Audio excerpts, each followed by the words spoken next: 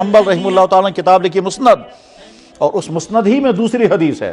حدیث بیان کرنے والے حضرت انس ابن مالک رضی اللہ تعالیٰ عنہ، انس ابن مالک رضی اللہ تعالیٰ عنہ یہ ان صحابہ میں سے ہیں جن کی وفات اخیر میں ہوئی ہے، جب دنیا میں 2 یا 3 صحابی باقی بچ گئے تھے، ان میں سے ایک انس بھی تھے۔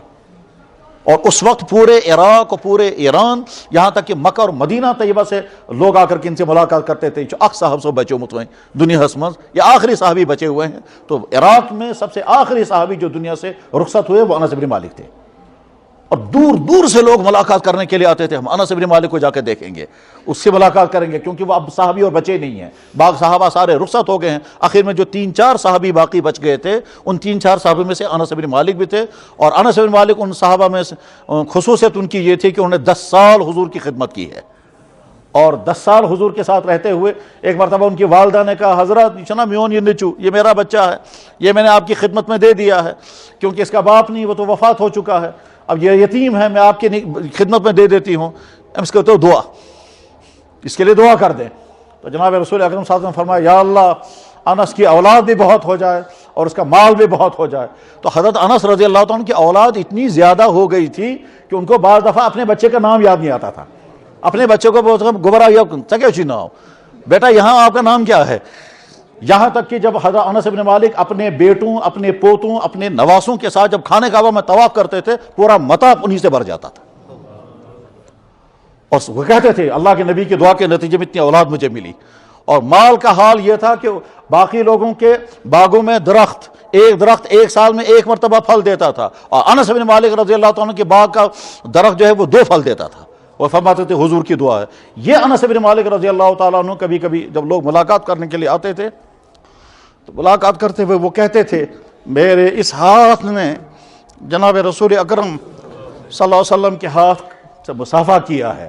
پھر کہتے تھے، یہ بخاری میں حدیث ہے، حضور کے ہاتھ سے زیادہ نرم ہاتھ میں نے کہیں نہیں دیکھا، ریشم سے زیادہ نرم ہاتھ، اور حضور کے ہاتھ سے ٹھنڈا ہاتھ میں نے کہیں نہیں دیکھا، برف سے زیادہ ٹھنڈا ہاتھ۔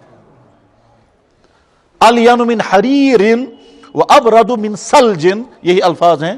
یہ انس بن مالک رضی اللہ تعالیٰ عنہ پھر کہتے تھے، میں نے اپنے اس ہاتھ سے، پھر لوگ آ کر اسی ہاتھ سے مصافحہ کرتے تھے، اور یہ سوچتے تھے کہ ہم اس ہاتھ کو ٹچ کر رہے ہیں جس ہاتھ نے نہ جانے کتنی مرتبہ اللہ کے نبی علیہ السلام سے مصافحہ کیے ہوں گے۔ خیر، تو یہ انس بن مالک رضی اللہ عنہ بیان کرتے ہیں، کیا بیان کرتے ہیں؟ مسند احمد بن حنبل میں حدیث ہے، فرماتے ہیں کہ جناب رسول اکرم صلی اللہ علیہ وسلم نے ایک مرتبہ فرمایا، میرا دل چاہتا ہے کہ میں اپنی بھائیوں سے ملاقات کروں۔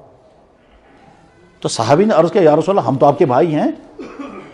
آپ نے ارشاد فرمایا، نہیں، تم تو میرے صحابہ ہو، میرے بھائی وہ لوگ ہیں جو میرے بعد دنیا میں آئیں گے، اور ان کی بڑی تمنا ہوگی کہ ہم اپنے نبی کو دیکھیں گے۔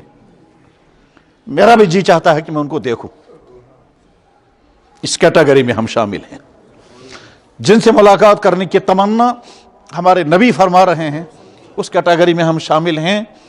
حضور نے ہم کو ان کو کہا صحابہ، اور ہم کو کہا اپنا بھائی۔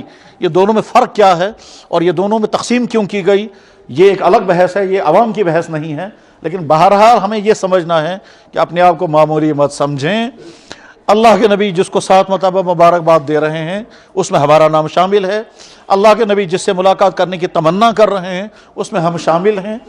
اور ساتھ میں یہ بھی فرمایا، میں جانتا ہوں میری امت کے کچھ لوگ ایسے بھی ہوں گے جو یہ تمنا کریں گے کہ ہمارے اہل و عیال، ہمارے والدین اور اولادیں اور ہماری گھر کی ساری پراپرٹی قربان ہو جائے اگر 1 مرتبہ حضور کی زیارت ہو جائے۔ وہ اتنی تمنا کرتے ہوں گے، میرا بھی جی چاہتا ہے کہ میں ان کو دیکھوں، تو اس میں شامل ہے۔